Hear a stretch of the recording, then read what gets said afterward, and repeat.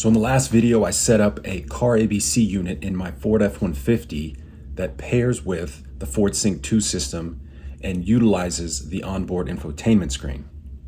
Today's video, I'm going to jump in my wife's car, 2015 Mercedes-Benz C300 with NTG 5.0. What we're going to do is actually upgrade this screen and also give it compatibility with CarPlay and Android Auto. Now, although I am demoing this install on a 2015 Mercedes-Benz, do note Carabc does have a product lineup that includes compatible devices for brands such as Porsche, Lexus, Toyota, BMW, etc., etc. So if you like the idea, like I do, of maintaining that factory OEM look, they do have products that are compatible with many different types of vehicles, whether you want to upgrade the screen or you want to maintain the OEM screen and just add some functionality. Take a look at their product lineup. They might have something that works out for your situation. So if you are interested in picking something up, I'll leave a link in the description below. Use the code KNG15 at checkout and you'll get 15% off of your purchase. First thing we'll do a quick unboxing to see what comes in the package when it's delivered. Then we'll go into the steps of actually installing the unit. Do keep in mind that this is a Linux system. The Linux is essentially relying on your cell phone to provide most of the features, and it's just connecting with the car system. So you'll notice a lot of the setup is very streamlined and simple with this, as opposed to some of the features you might have to set up with an Android Auto unit, such as SIM cards and GPS devices and whatnot. A little bit simpler install, I believe. On the other side of that, though, with the Linux system, you're not going to have some of the features like App Store, where you can download applications such as like Netflix and have those actually on the head unit itself. Everything is just going to be running through your phone. Let's jump into the unboxing and then we'll jump into the steps on how to install.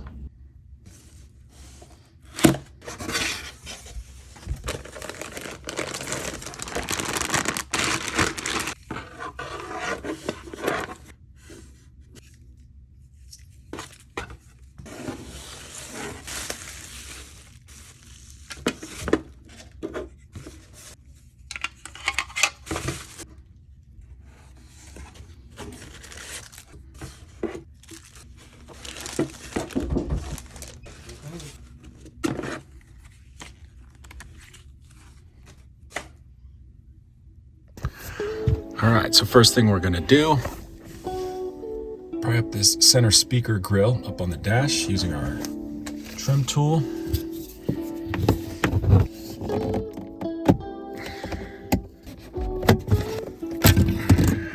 Here's the clips that we're holding it in. And down in here, gotta remove a couple torque screws.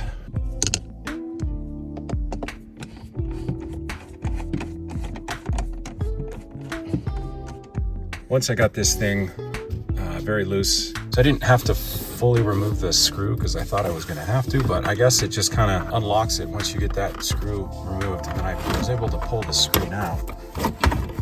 So just FYI, just to see what you're working with. And again, it's these guys here, these T20s that we broke loose. And of course, we're going to unplug these from the bracket and remove the screen and install the new one. All right, now let's remove this trim piece here, so then we can remove this, of course, whole center console. Depress this here, so that I can then lift up this piece here. So I'm gonna pause it and get that done, both hands. Okay, so got that removed. So just keep that in mind when you're removing this. You got to depress the button here in the center. If you try to rip it up with these still engaged, obviously you're gonna have quite a tough time. So that's why the two hands was very helpful. Now, I'm just going to use my T20 to get these two screws out here. All right, so I pried it up. Just be careful because on the underside, you do have harnesses plugged in to things like the controller and whatnot. So we're going to unplug those now. All right, so I got the center console up and I got several of the items unplugged. I'm going to have to plug them all back in. So I unplugged what I could to safely get this off to the side and out of the way so I can unscrew this and work in this area. Now I'm going to use my T20 again to remove these. You can see it kind of has this rotating bracket here, and then lift up, pull the radio unit out,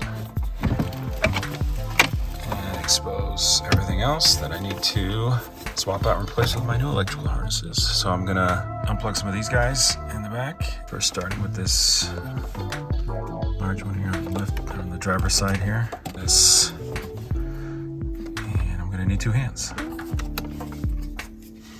All right, so I got the large harness out of the back of the radio, and one of the things it says we should transfer over is this guy here. This little pair of cables here that are in this harness. If you get a flat head, you want to get one in here to get this out smoothly. But you can kind of see here that little notch right by the number 2 there. That's what's sticking into that little hole there. So if you just simply pull this away from it, you can easily slide it out. And then you should be able to transfer this over to the new harness. All right, here's the new harness that came with the unit, and I'm just gonna slide it in that slot that's basically identical to the one that I just pulled it out of. Like that, and you can see the cutout. That notch slides right in and locks it in place just like it did on that other one, on the original. All right, so now that I got that one in, I'm going to connect the OEM harness that was plugged into the radio and plug it into this. And then once you got that plugged in, plug in the new harness that was provided into the back here. We took out the original plug. All right, so we can properly fish these wires up through the top so we can plug it in to the back of the new monitor. What we want to do is create a little bit extra space so we can work with. So we should be able to just push these guys down. So I'm going to use both hands here and push on both sides at the same time. And just so you can see it a little bit better, you can see the bracket that it's sitting in. So by pushing it down, it's releasing it from this guy here. So now we got the vents moved out of the way, and I can more easily fish these wires up into the monitor location. All right, so what you can see here, what I did was kind of wiggle it through the front side here, and then I'm going to kind of work this cable around the back, finesse it around the back side so I can obviously put the vents back into the position they were in initially. And now I'll do something very similar with the USB cords. White plug up and through the top just like I did the other one, and drape down the USB cords through the center here. Oh, and on the top, on the smaller bundle of plugs that comes through, you'll see that there is this black plug here. You'll see there's this black plug here that needs to connect up with this blue one that came off the screen initially. So make sure you get that guy plugged in. All right, setting up the bracket. If you look on the back of the actual screen itself, these little flaps here that pop up, you flip them back, your bracket's gonna slide in here. There's a couple of screws that we're gonna use to secure this to the bracket using these. So, knowing that, this piece here, so do it, this piece goes in first, like that. The screws are gonna come in here on the top side. Then the second piece of the bracket here, it's gonna connect here. And then you see these holes here on the top side. These are actually going to slide in where the original monitor was. And then you probably remember in the beginning when we removed the top screws here. This new bracket, I'm going to use those existing screws from the original. Let me put this together so you can kind of see it a little bit better. All right, so bracket should look something like that. You can see I got the screws in. So I'm gonna go plug them in here. Oh yeah, don't forget, like I did, to take the screws out from your original screen and put those in the new one. When I took these guys out of the top side here, I did use this, and I did it pretty successfully. So I felt like, all right, took it out using this, I should be able to put it in. But when I'm up here maneuvering, and you can see, can't see because it is transparent, but you can hear at least. You can hear that I'm hitting the windshield because it's so sloped, tightening those in. So I had to just go switch it up. Pretty considerable difference in length. And one of the things that I've noticed that's contributing to that is because you have that huge bunch of wires and cords that are all packed up and congested back there, it's not as easy to get this thing pushed back, just like the stock system was. Yeah, that will save you some headache, having something shorter with the T20 so you can get those back in up there. All right, before I button everything back up, I want to just test, make sure.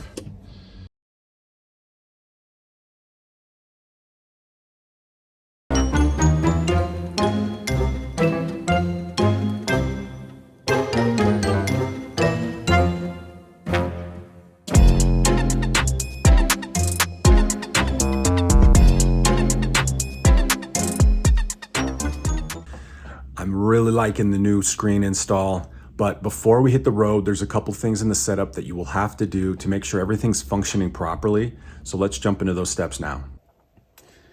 And one of the things that you want to do once you have the unit installed is you want to connect the Bluetooth that comes with the unit. You want to connect that to the Bluetooth with the Mercedes. Connect it as a new device. So, quick tip, hopefully this will save you a headache that I experienced.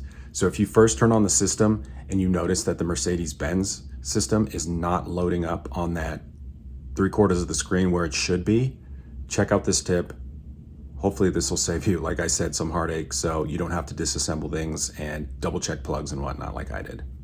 I didn't ever manually turn off the onboard Mercedes system, but that's one thing that completely threw me off after I turned this thing on.